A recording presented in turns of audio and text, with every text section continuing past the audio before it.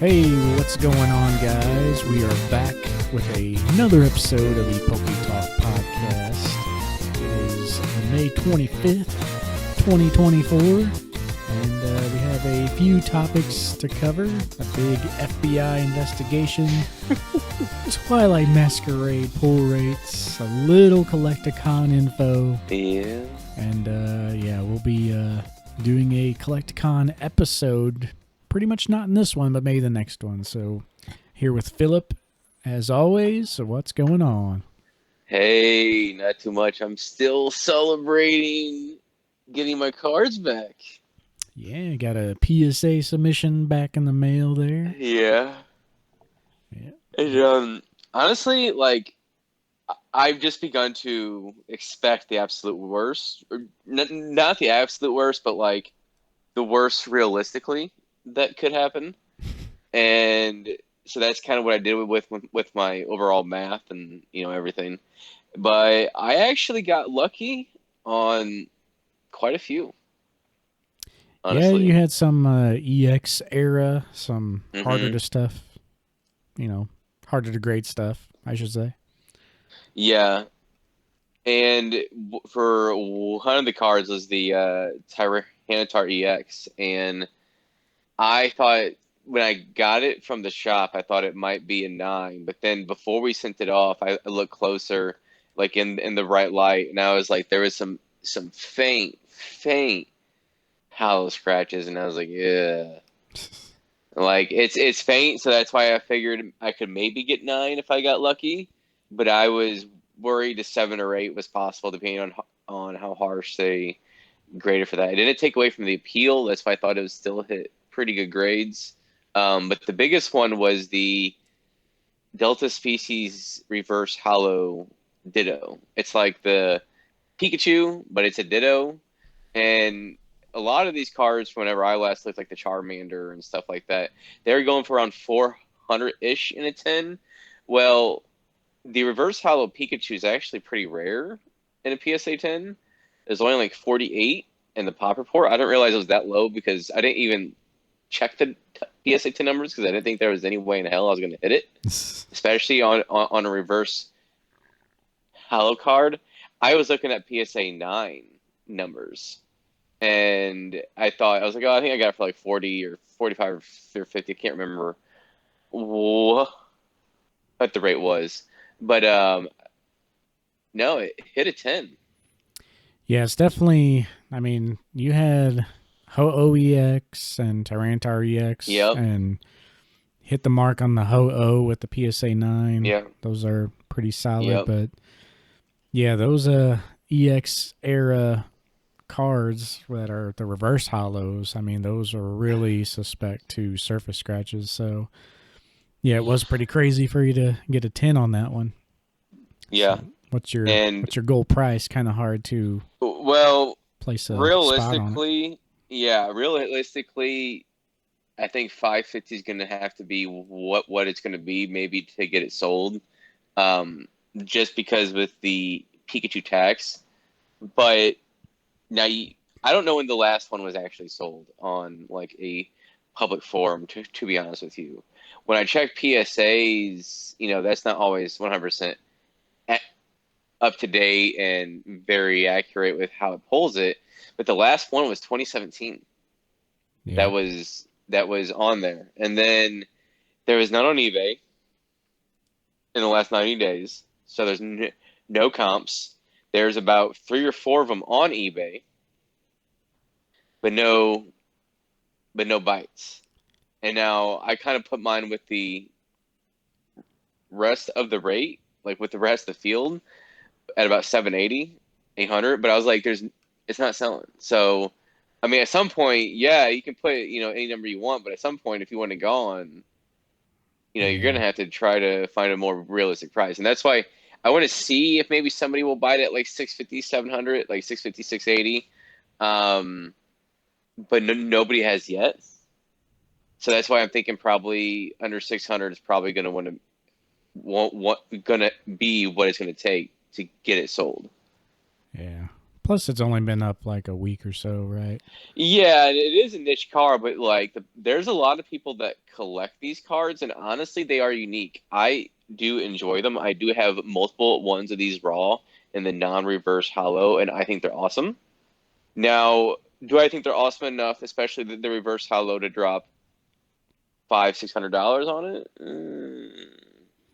Yeah, and a lot of people But are collecting Gen 3 card stuff now, but it's like, even if someone was actively collecting that set, to just buy one Ditto Pikachu in a PSA 10, a lot of people probably aren't collecting those in a PSA 10, but it's kind of one of those cards where it's like, yeah, it's like a bulk card in a way, but since it's Ditto and Pikachu, it's kind of got a little more merit where people might buy that card who aren't collecting the others. They might just buy that card by itself.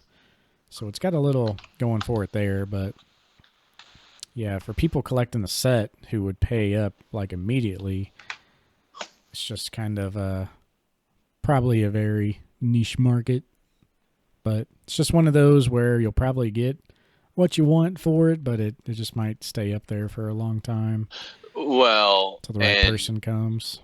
yeah, and we learned from how some of the things are last year, post 2020, kind of what folks look at in terms of value, in terms of like how liquid is the card. Like you have to see that anyways as a owner of Slabs or trying to sell it. We know Vince at Yeti is very particular about it with a brick and mortar store.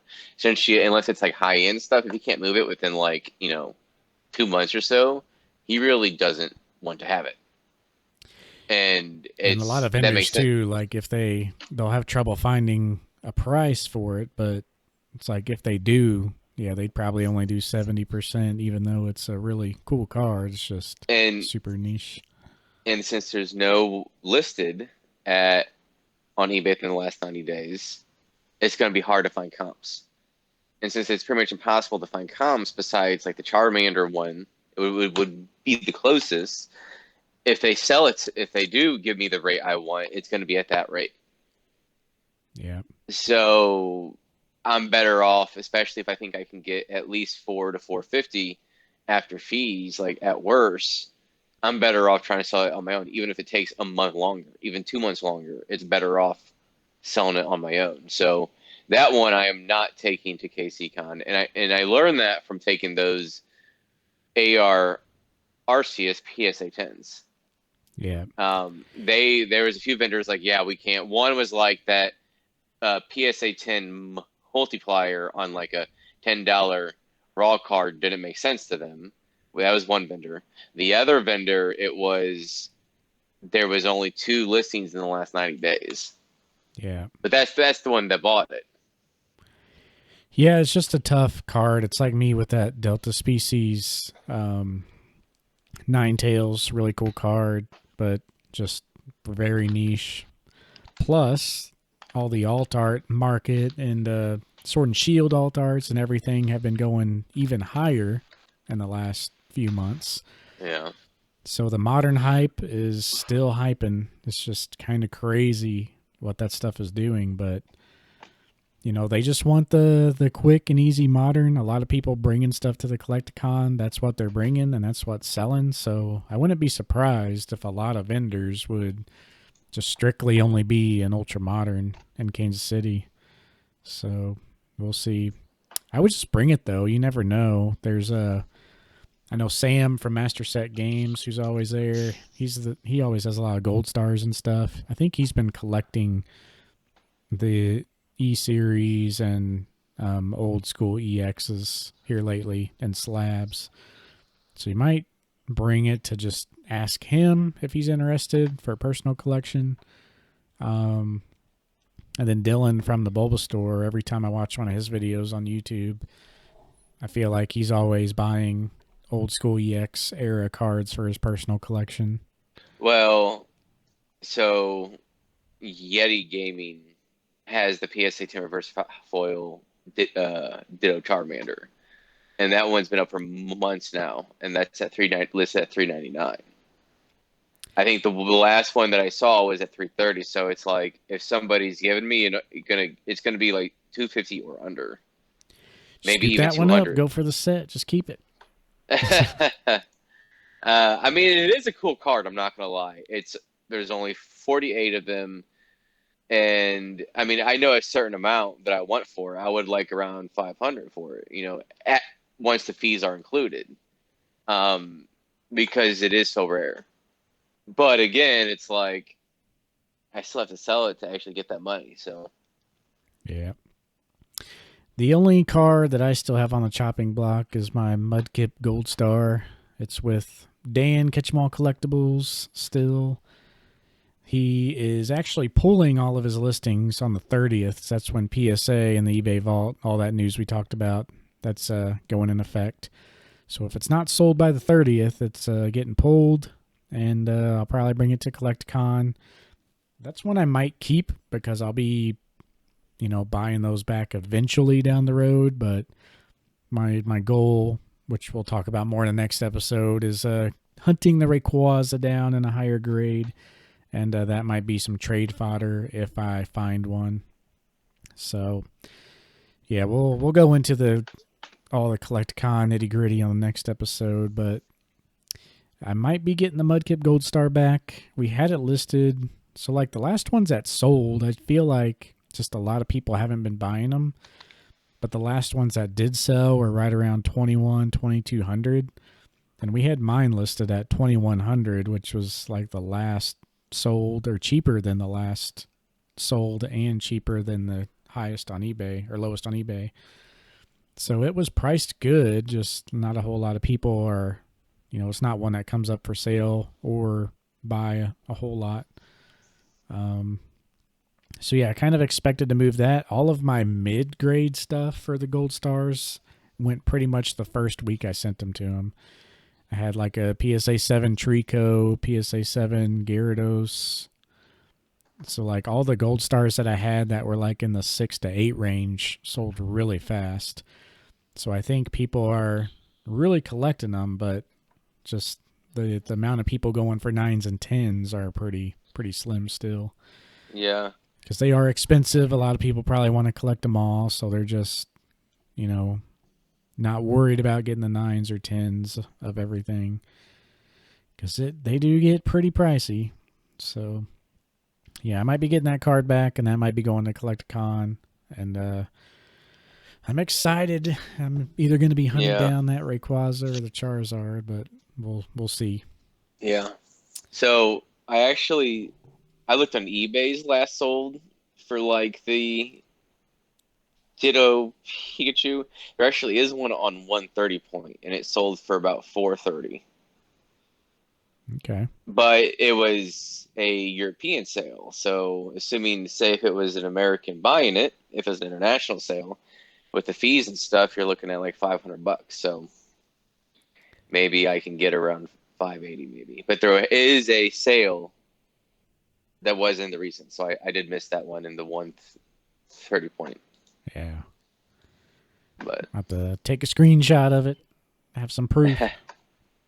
well, it's April 15th is when it's sold, so it will be available. Yeah.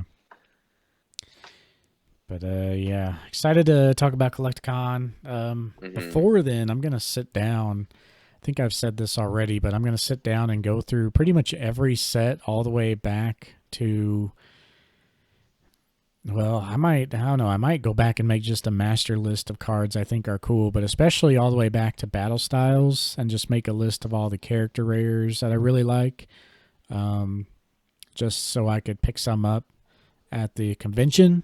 So I just want to have a list and kind of an idea of what they go for, what they grade for. Or I might look at certain cards that I think will do well and get a raw price, get a PSA 9, PSA 10 price, and see if I can pick some cards up to grade as well.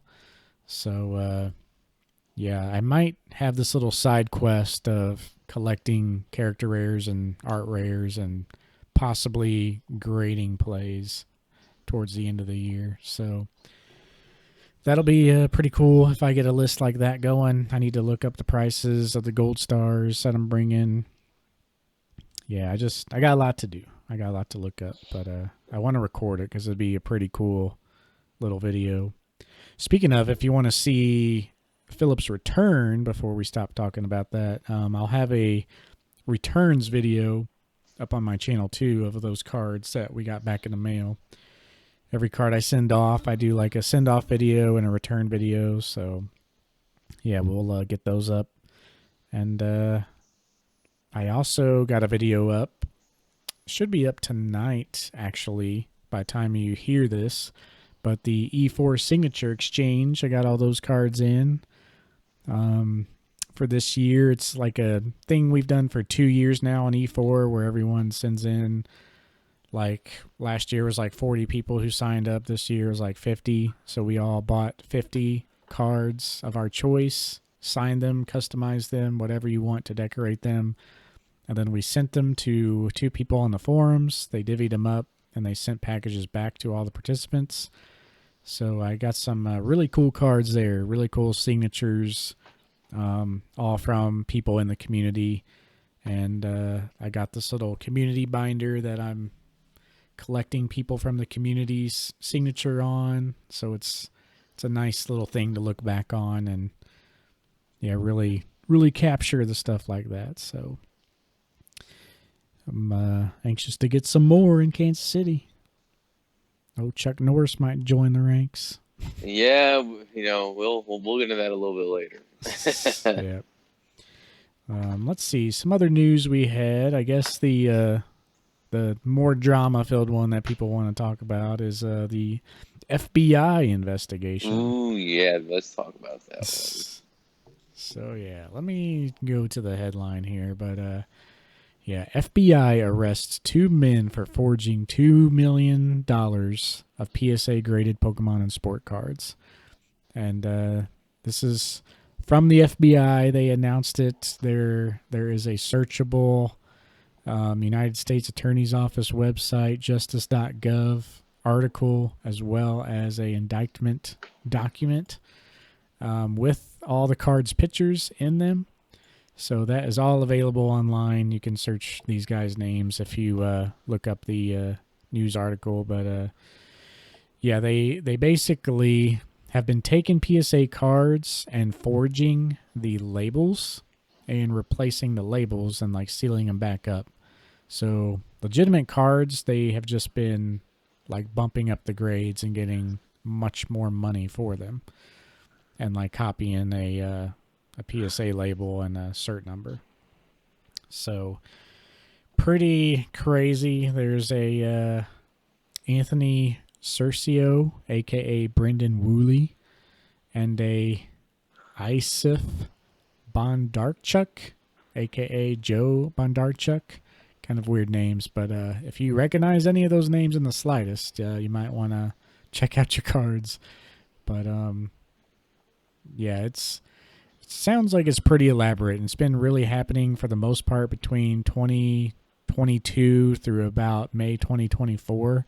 So literally up until this month, last 2 years or so, they've been forging these labels and replacing these. They on the FBI document, they have a Bird Irving Johnson 1980 top scoring leader card, which is like the 3 little mini cutouts on one card. That's pretty rare. Steph Curry 2009 tops. So a lot of things fake. They had a Charizard and Venusaur on there. It even knows. What's that? So it's crazy. I was just curious to see what I saw, what the person looked like. Then there's somebody else who I don't think is the same Anthony Curcio, but he's from Washington, just like the guy that's arrested, and he has quite the list of. He has his own wiki page, and it's pretty crazy, actually, if this is the same guy. Apparently, he's a part of one of the largest armored car heists ever. Yeah, I mean that might And be him. he's from Washington State. I mean, from Washington. I mean, it might be him, but then he was became a motivational speaker. Like, I mean, this is nuts that this is him. I'm just saying, if this is actually him, like this guy is. I mean, that's more. I mean, it's possible, but Curcio isn't a common name, but Anthony is. Yeah. I don't know. And the age is the same. This guy's 43 instead of 42. I don't know. Like, that's crazy. No, 43. Yeah, Yeah, he let it, 43. This has got to be him. I would bet it's him. It hasn't been updated yet. But Yeah. wow. I thought I saw something, but yeah, it says Curcio 43 of Redmond, Washington. So they're up there. One count of conspiracy to commit wire fraud, one count of wire fraud, each which carries a maximum sentence of 20 years. So that tells me also there's a story where like the FBI agent was buying a PSA 10 Venusaur from the guy, and so they wired like $10,000 to the guy, and then that's when they caught him on the conspiracy of wire fraud and wire fraud. So the FBI just kind of looked into this and knew something was shady, and then they're like, all right, let's try to buy one so we can like hammer down the evidence.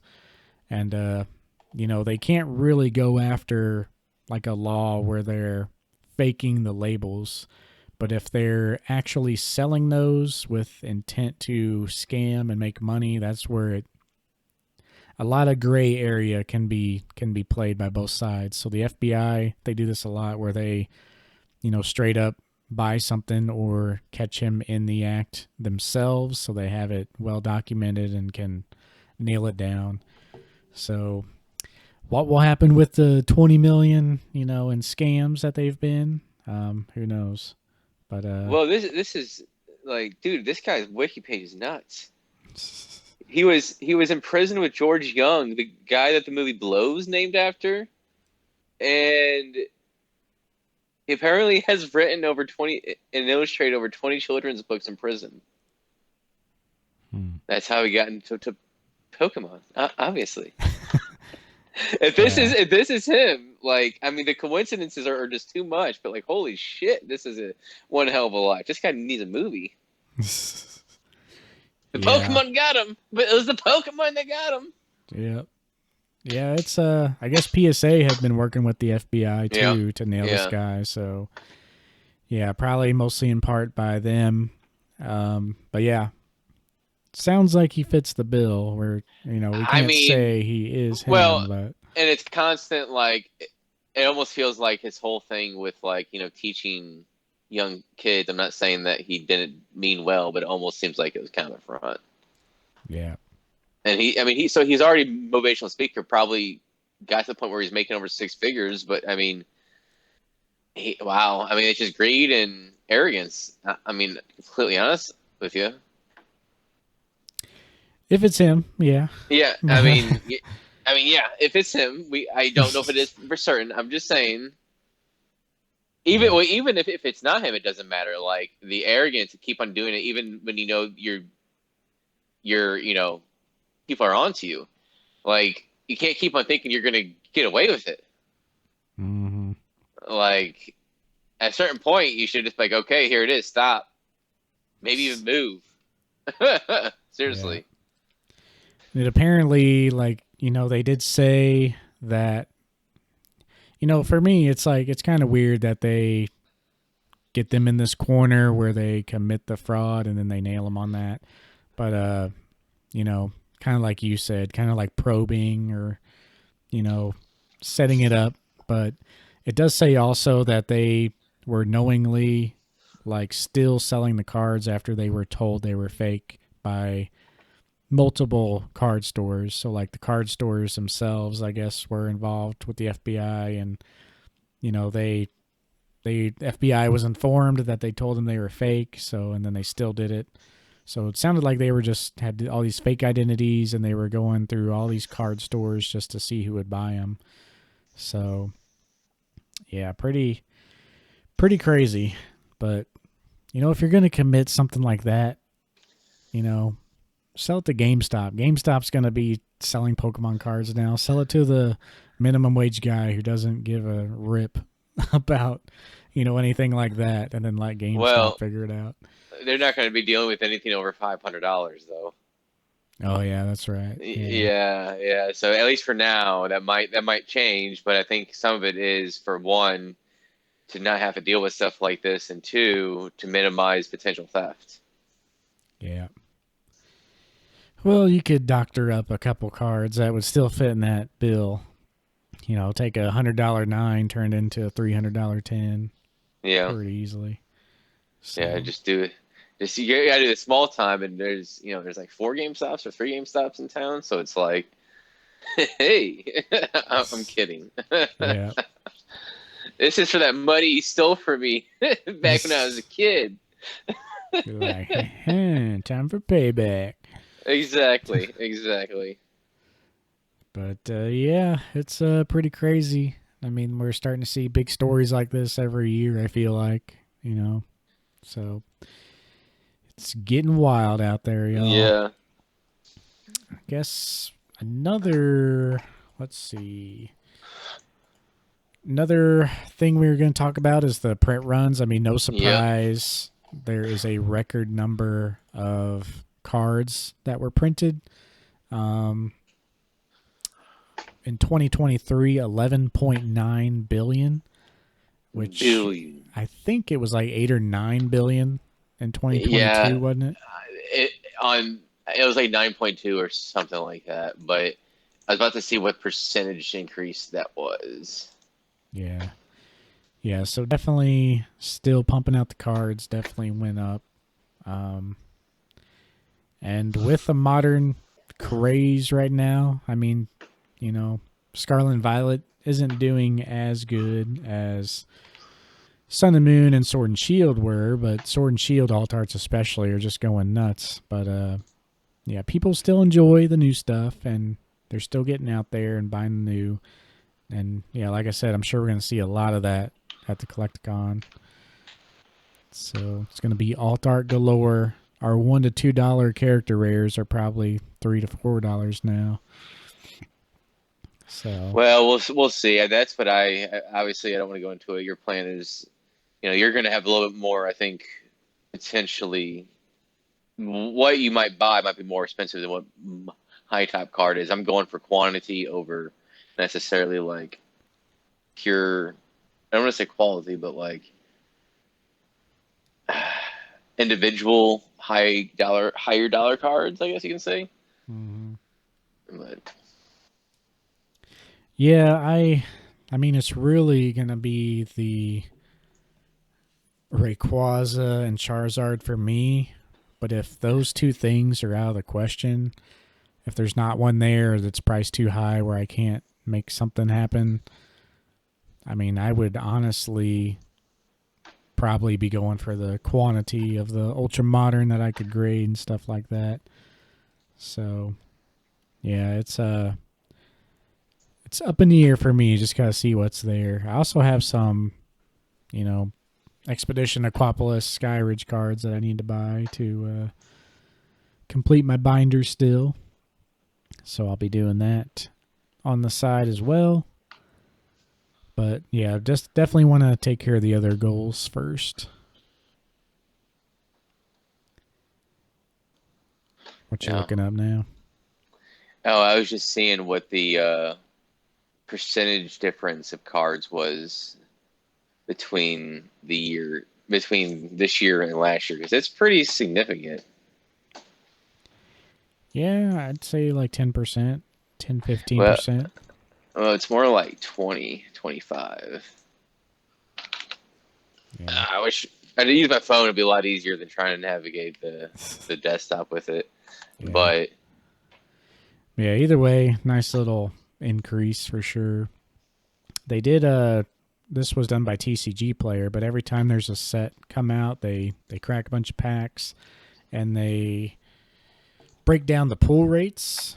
Twilight Masquerade pull rates are going to be pretty similar to Temporal Forces, except for the gold stars. With TCG Player's data, they used a sample size of over 8,000 booster packs, and they decided to make the hyper rares, special illustration rares, much rarer than Temporal Forces, and they continued that with Twilight Masquerade, and they're slightly more rare for those other things, but the gold card specifically is about 146 packs, and Temporal Forces, they were 1 out of 139, so that's close enough where they could pretty much be the same.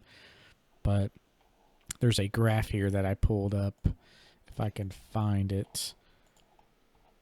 Let me see here. So yeah, Twilight Masquerade and Temporal Forces are pretty much the same, with Twilight Masquerade having the slightly more rare gold cards. But Twilight Masquerade Hyper Rare Gold is 1 out of 146. Special Illustration Rare is 1 out of 86. And if you go back to Paradox Rift, a gold card was 1 out of 82. So that is a big difference of the last two sets compared to Paradox Rift.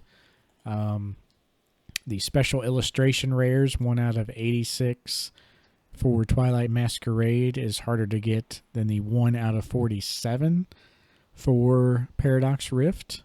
To get a very specific Special Illustration Rare that you want, out of all the options, it's about 1 in 941 compared to 1 in 712 to Paradox Rift. So, yeah, Special Illustration Rares and Hyper Rares have gotten a lot more rare the last two sets. Illustration Rares, though, they're about the same, 1 in 13. 1 in 13 for Paradox Rift. Ultra Rare Full Arts, about 1 in 15. And then a Double Rare is about 1 in 6 packs. So I think you're going to see a lot of the normal EX rares and the Full Arts kind of be cheaper. Illustration Rares will be semi-cheap, and then the Special Illustration Rares and the Hyper Rares might actually have a bump up. The problem I have with the Hyper Rare Gold cards is like they're cool, but they never do like an amazing one. You know, it's just average, and sometimes they'll have the landscape ones like you like, and sometimes they'll have a key Pokemon, but it's never like a massive Pokemon. The only one I could think of recently is when they did a Mew Gold and somebody else. But yeah, pull rates are getting a little tougher. Well, they also show how in Paldea and Scarlet and Violet, how some of their pull rates were for their illustration rares, for their special illustration rares. And obviously it was a decrease from their alt arts, but it wasn't what we see now. So they've even gone even further. Now I feel like they're going that trend towards the other direction. Now I think they're going to try to find this nice balance between it isn't crazy in terms of like taking like 600 packs, but also to drive up the rate of money. I could even see them going also with crazy rates leading up to 2026. I could see that being the case. Include other sort of rarity tiers just so like you get something kind of like what we already seeing, but then having the old thing with the alt art or whatever they want to call it in terms of the ridiculous pull rate just in time for 2026, but we'll see. Yep, we'll see how it goes. Yeah, be interesting, but yeah, it's just kind of crazy just how the market has been doing with the illustration rares and the alt arts. It's just been wild to see, but I don't know. I just can't get on the bandwagon yet when I have all these other goals. yeah. I mean, I definitely am down to open. I haven't opened anything soon, so I'll definitely be getting the itch when we go to KCCon. But I mean, you're seeing all these cards with the rates, and even some of the ones that are only like 1 in 13 end up being like for packs end up being like maybe $15-20. I mean, you get all these cool cards. Like it's really, you can't go wrong with a lot of these cards in terms of what you choose to buy. Yeah. If you're wanting something to go up, I mean, buy it towards the low. I mean, I feel like you're guaranteed to make money when things pick back up in a couple years. Mm-hmm. Yeah, especially those $1, $2 cards, like we were saying too. I mean, it's just kind of wild. Just all the options that you have. It's But like just pick, just pick what you're gonna have most fun doing. Like honestly, you almost don't even need necessarily a strategy. Like I mean, it helps, but like you don't necessarily just collect cards that you like that are cheap and guaranteed it will go up at this mm-hmm. point. Yep. Yep, pretty wild. But that's pretty much all I had to touch on. Didn't know if you had anything else or. Well, I mean, they've shown a few cards for the upcoming set in Japan. There isn't really anything of note besides that they've continued. Excuse me. Is that They've the Night continued. Wanderer, right? Yeah, yeah. The Night Wonder. I just wanted to say Shinji Konda's work is just incredible. So they have with the Iron Moth and Slitherwing, dude. They look so good. Like incredible how this art looks. I mean, he is a fantastic new artist that they have. I guess he's not really new anymore, is he? He's been around for about 2 years now, I feel like. Yeah. Yeah, it is really like a nice. It's almost like Kamiya, but Yeah, more true to what the Pokemon actually looks like. yeah. And there is like yeah, I agree with you. There's like a Like it's a Kamiya Kamiya influence. style, but like Kamiya does like a little playful or like mixed match of poses, where this is kind of like Kamiya's style type, but more realistic art. It's like I don't know if you guys haven't seen it at this point, you gotta check it out. It's really good combo. Well, it's like almost a surreal sort of element too. It's hard to describe, but like really, really good. Very high saturation and contrast of colors often enough. Yeah, Yeah. I really need to get these big goals done so I could go back and collect some of these things. I mean, this card's going to be like a bulk card, like maybe 25, 30 cents straight up. Like Yeah, these cards aren't going to be much. I mean, like, kind of start a collection of like all his Oh, or all their absolutely. Yeah. cards, or even if I like, I don't know, I feel like I'd have fun going back and collecting certain sets. Like not every set, but just anytime there's a big set or like a main set everyone likes to collect, go for that. Just a whole lot of options nowadays to collect, but yeah, with that, that's pretty much all I had though. Yeah. What about you? I mean, I think that's about it. It's another slow news cycle. We're still just waiting for stuff to pick up, I feel like. Yeah. Yeah, and maybe, it might be slow for a while, maybe until Worlds rolls around, but Well, I think they have a special set coming up soon. So usually around in the summertime, they usually have a special set that's released. yeah. Yeah, that one there was a Kingdra from the set release. Someone said there's only like 90 something cards in that set, but it's like, I don't know, it might be a special set, or people think it's a normal set and maybe they just have a huge character rare selection. So I'll dig into that and we'll touch on that for news next time. Yeah, it is a set that's not been released yet, but it will be released in the summer. And God, that card is incredible. That King Drill. Yeah. Yeah, it is a If that's the pretty future, awesome one there. if that's, I think we're seeing finally the future of this era. I think we're seeing it in full. It's got that star hollow foil like from the original EX area, like that Galaxy hollow foil, mixed with this incredible art and foil aesthetic. This like blend of all three elements. Yeah, and this is apparently going to be a promo, that Kingdra from the Kingdra Yep. EX Special Illustration Collection. It's going to be available August 2nd, and it should be a batch of Shrouded Fable products.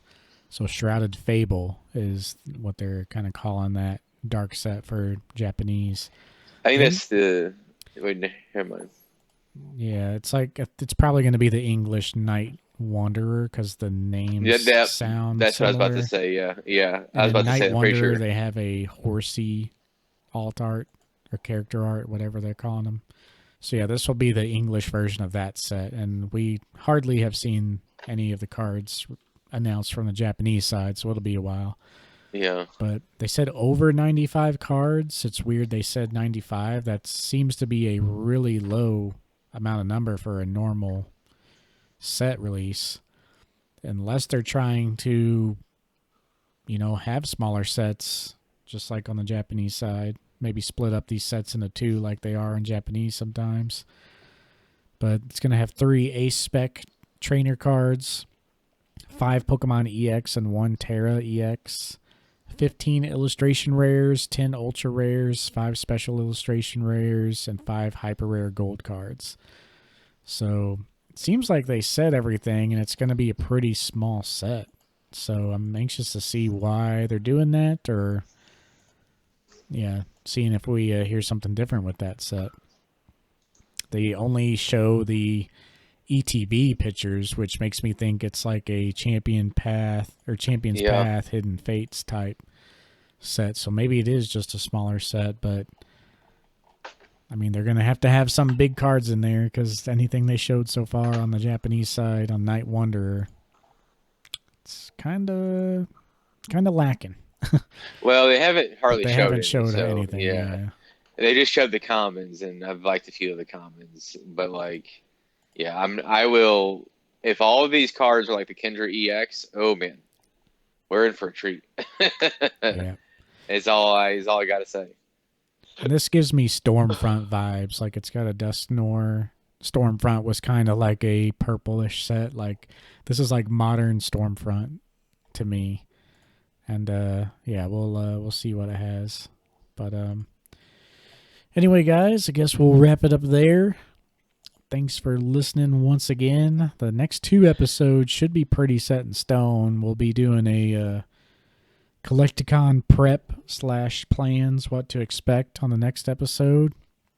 And then the one after that, we'll be doing the recap, I imagine. So it's time. Time is here. Hopefully it can rekindle my collecting a little bit. I've been still kind of a dud mood as far as Pokemon goes, but I'll be back in it probably once I start making this video about pricing out these cards and stuff. So, yeah. Guess we'll end it there, and we'll see y'all in the next one. Until next time, peace.